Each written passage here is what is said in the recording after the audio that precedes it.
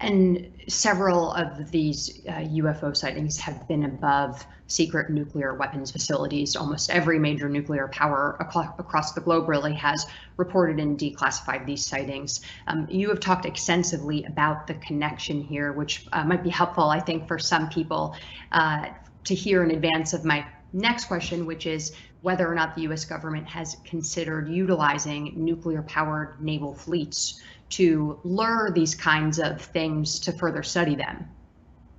Wow.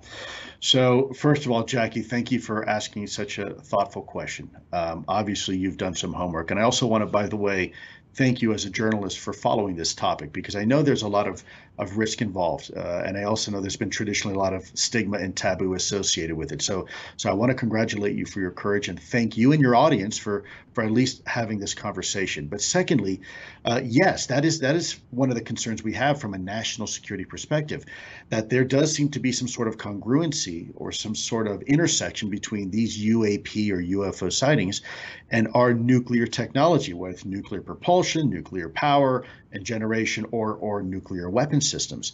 Furthermore, those same observations have been seen overseas in other countries. They too have had the same incidents.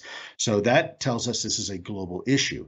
Now, in this country, we've had incidents where these UAPs have interfered and actually brought offline our nuclear capabilities. And I think to some, they would probably say, well, that's a sign that whatever this is something that is peaceful. But in the same context, we also have data suggesting that in other countries, these things have interfered with their nuclear technology and actually turned them on, put them online. So that is equally, for me, just as concerning. I think that there is certainly at this point enough data to demonstrate there is an interest in our nuclear technology, a potential to even interfere with that nuclear technology. And when you look at all these naval ships out there, let's take the Nimitz battle carrier fleet, for example. In some cases, you're talking about a nuclear footprint probably bigger than most cities. You have a nuclear-powered carrier with aircraft on board and then you have nuclear-powered destroyers.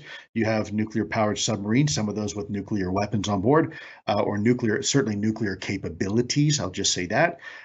So I think, yeah, it shouldn't be a surprise that maybe there is an increased interest in our capabilities as it relates to our nuclear technology, and the Navy is certainly not immune to that.